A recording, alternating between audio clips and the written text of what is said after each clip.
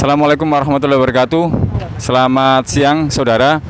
Saya Muhammad Khariris bersama tim redaksi RMTV Jawa Pos Radar Mojokerto sekarang berada di perempatan Kenanten, di mana kami akan memantau langsung proses arus mudik Lebaran. Sampai siang ini kami memantau dari 1 jam yang lalu bahwa belum ada peningkatan yang cukup drastis atau belum ada peningkatan pengendara yang dari arah Surabaya menuju Jombang, Kediri dan Ngawi atau Madiun hingga Tulungagung. Kita lihat bahwa kendaraan ini masih didominasi oleh kendaraan roda 2, di mana banyak pengendara, mungkin satu keluarga atau mungkin perorangan yang kemudian melakukan perjalanan mudik. Namun itu tingkat volume kendaraannya tidak tinggi. Padahal prediksi hari ini adalah puncak dari arus mudik Lebaran, di mana H-2 kepadatan diperkirakan akan menumpuk di sekitar perempatan Kenanten ini atau arus mudik yang dari arah Surabaya menuju Jombang dan sekitarnya. Nah, bagaimana sih kondisi yang sebenarnya? Apakah prediksi ini akan bergeser di H-1 besok? Saya sekarang bersama Kasat Lantas Polres Mojokerto AKP Arpan. Nah, akan kita bertanya langsung kepada beliau. Ini prediksi dari pagi sampai kemudian nanti sore, apakah akan terus melandai seperti ini atau tidak ada peningkatan? Atau justru tidak bisa diprediksi bahwa peningkatan itu terjadi besok? Nah, kita akan berbicara langsung dengan Kasat Lantas Polres Mojokerto AKP Arpan. Ya Bang. Ya, selamat siang Dan. Selamat siang Bang. Gimana Bang? Bagaimana kabarnya siang hari ini Bang? Alhamdulillah sampai hari ini H+2 kabar baik, siap tenaga ready untuk mengantisipasi jalan mudik. Ya Dan, kami melihat bahwa hampir 1 jam kami memantau di perempatan Kenanten ini, khususnya dari arah Surabaya. Ini di trafficnya yang sisi utara atau mungkin wilayah Polres Mojokerto Kota ya. Nah, ini tidak menunjukkan kepadatan kendaraan yang berarti, hanya pengendara motor yang kemudian jumlahnya tidak banyak. Ini apakah akan bergeser kepada nanti sore atau besok tingkat puncak arus mudiknya, Bang? Iya Bang, jadi memang pemantauan sampai H+2 yang kita prediksikan puncak arus mudik H-3. Namun di H-2 ini arus mudik masih sangat landai, namun demikian kita tetap mengantisipasi apabila sore hari ini akan terjadi peningkatan arus mudik maupun besoknya atau H-1. Kita selalu standby melihat perkembangan mulai dari pergerakan kendaraan dari Jakarta, Jawa Barat, Jawa Tengah masuk ke Jawa Timur. Tetap kami akan monitor setiap saat untuk mengantisipasi ketika terjadi peningkatan volume kendaraan yang melintas di Jalan Bypass Mojokerto ini. Iya.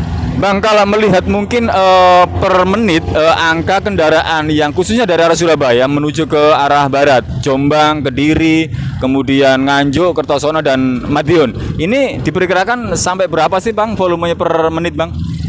Untuk hitungan per menit dari 4 arah yang ada di Simpang 4 Kenanten sekitar 150 sampai 200 kendaraan. Artinya tidak tinggi ya? Artinya tidak tinggi. Dari 4 arah ini yang paling ramai sampai saat ini dari arah Surabaya yang akan mengarah ke Jombang maupun ke Mojosari, di mana didominasi oleh kendaraan R2 sekitar 75 sampai 80%. Untuk R4 sendiri sekitar 10%, sisanya kendaraan yang bermuat sembako maupun bahan bakar minyak. Iya. Dan kami melihat bahwa memang cukup banyak ya, perlahan kemudian ada peningkatan khususnya pengendara motor. Dan ini banyak seperti itu. Pengendara yang bersama keluarga, mungkin dari satu sepeda motor dikendarai 4 orang. Di depan ada anaknya, kemudian ayahnya yang membonceng, kemudian di belakangnya ada anak lagi, dan paling belakang adalah ibunya. Nah, ini apakah kemudian akan ada upaya ditertibkan atau mungkin diingatkan atau diimbau, karena ini sangat membahayakan mereka sendiri mungkin. Iya betul, ini terkait masalah etika berkendaraan, terutama pengendara yang menggunakan R2. Memang di lapangan kita banyak menemukan pengendara R2 yang melebihi kapasitas. Ada yang membawa anak bonceng depan maupun bonceng tengah, dan membawa beberapa barang yang bisa membahayakan pengendara lainnya. Maksudnya termasuk melebihi dimensi sepeda motor begitu. Betul. Maka dari itu kita ada kegiatan penindakan secara edukatif. Penindakan secara edukatif dengan memberikan tanda kepada pelanggar dengan memberikan janur kuning. Nah, janur kuning ini dimaksudkan untuk tanda kepada pengendara lain dan pengendara itu sendiri bahwa saya ini sudah melanggar. Pengendara lain juga melihat, oh kendaraan ini tadi melanggar. Jadi akan meningkatkan antisipasi, meningkatkan kewaspadaan pengendara itu sendiri maupun pengendara lain ketika bertemu dengan tanda janur kuning. Begitu maksudnya, Pak? Ya, artinya bagi pengendara yang kemudian satu motor ditumpangi 4 orang begitu ya, Ya, itu tetap ditindak ya. Tetap kita Meskipun ini arus mudik. Betul. Ini demi ketertiban dan demi keselamatan dari pengendara sendiri mungkin. Betul, Bang, betul. Bagaimana dengan kendaraan truk dan sejenisnya yang kemudian kalau di tahun-tahun lalu itu kan dilarang dari Hamin berapa sampai Hamin berapa. Nah, yang diperbolehkan adalah kendaraan yang mengangkut sembako serta BBM. Nah, kalau di tahun ini seperti apa, Bang? Sama, Bang, di tahun ini juga sudah mengeluarkan dari Kementerian Perhubungan sudah mengeluarkan peraturan terkait dengan pembatasan mobilitas kendaraan angkutan barang maupun angkutan orang.